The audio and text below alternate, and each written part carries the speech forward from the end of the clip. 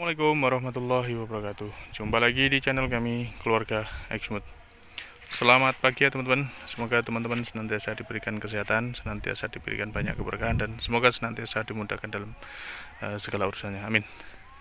Pagi hari ini kami Keluarga Exmut ingin berbagi cerita ke teman-teman semuanya terkait kondisi perkembangan persiapan lahan untuk kami pakai tanam porang, yang mana di sini adalah lahan bekas dipakai untuk budidaya tanaman tebu ya teman-teman. Nah, alhamdulillah hari ini memasuki hari keempat proses pengolahan lahan, dan alhamdulillah meskipun dengan menggunakan tenaga manual, tapi karena di sini lahannya lahan tanah merah berpasir dan sangat lembut tanahnya seperti ini teman-teman. Ya, lembut sekali tanahnya, mawur sekali. Jadi meskipun tidak menggunakan mesin alat berat, tetap bisa cepat karena dicangguli mudah tanahnya.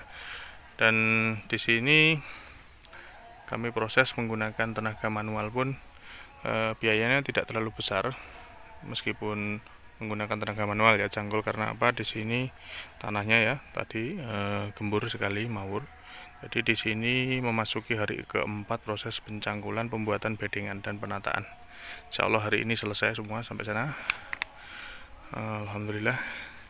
Jadi hari ini total masuk hari keempat, sama bersih-bersih besok semua bekas cangkulan tebu-tebu ini, dongkelan-dongkelan akar-akar tebu, sisa-sisa batang tebu yang paling bawah ini, karena kalau nggak didongkel nanti dia akan tumbuh lagi tunasnya teman-teman. Nah ini dengan waktu yang 5 hari itu tenaga kerja ini masuknya pagi setengah 7 sampai jam 12 siang. Di sehari di sini tuh orang nyangkul ada pagi sama sore. Jadi kalau pagi saja gitu 50.000, jadi kali 4 orang 200.000. Kalau 5 hari cukup 1 juta. Jadi dengan biaya 1 juta, alhamdulillah lahan seluas ini selesai dalam pengerjaan 5 hari.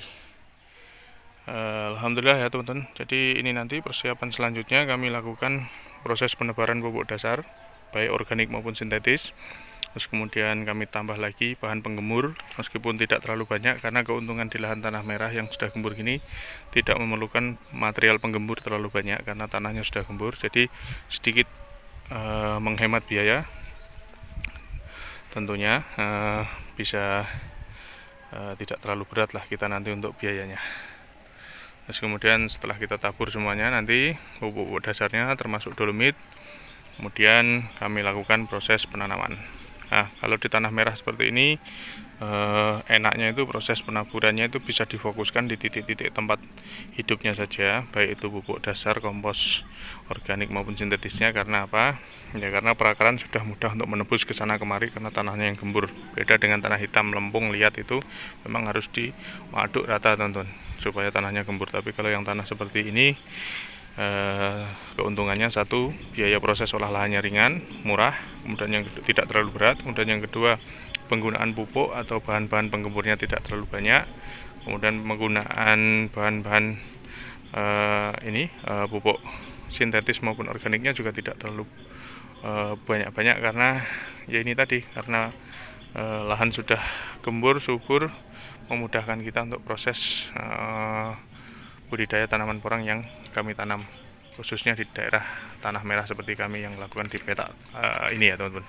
Terus kemudian setelah kami lakukan proses penanaman, nanti selanjutnya adalah tinggal proses perawatan untuk menanggulangi pertumbuhan gulma, dan nanti pemupukan susulan, bisa menggunakan pupuk sintetis, bisa juga menggunakan pupuk organik, ataupun bisa juga menggunakan POC dengan cara dikocorkan.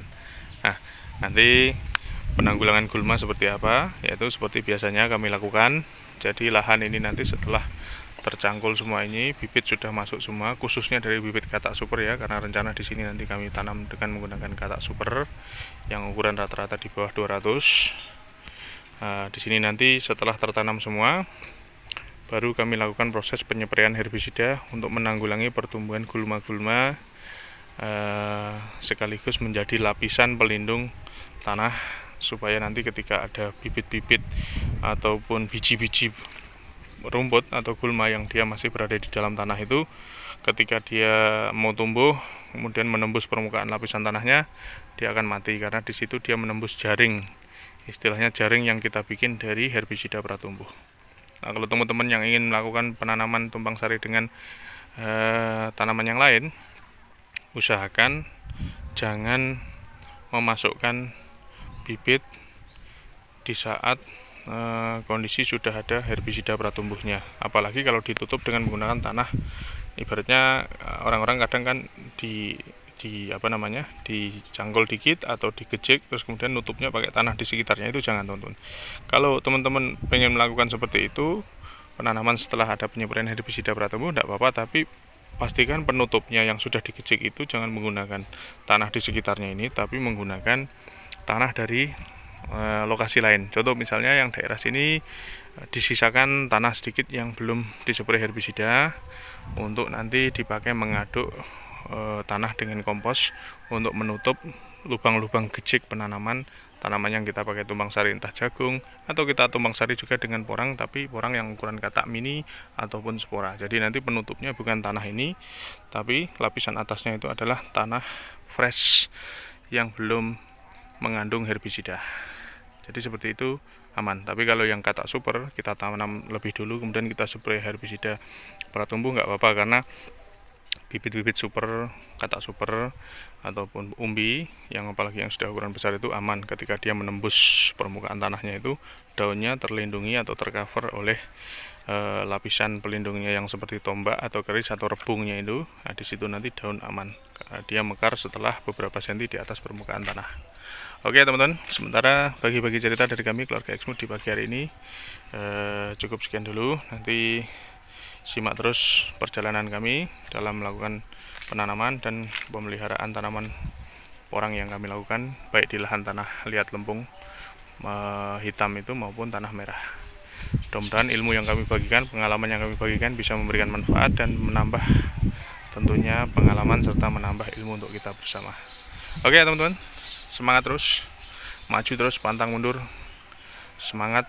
Mudah-mudahan di musim-musim ke depan kita semua petani, baik petani porang maupun petani yang lain, senantiasa diberikan kemudahan, kelancaran, dan semoga senantiasa diberikan banyak keberkahan dan dimudahkan tentunya dalam proses budidaya tanaman porang, dan hasilnya mudah-mudahan bisa maksimal seperti yang kita harapkan. Sip, oke, terima kasih atas semuanya. Terima kasih sudah senantiasa bersedia bergabung bersama kami. Salam sukses dan sehat selalu dari kami keluarga Exmood. Wassalamualaikum warahmatullahi wabarakatuh.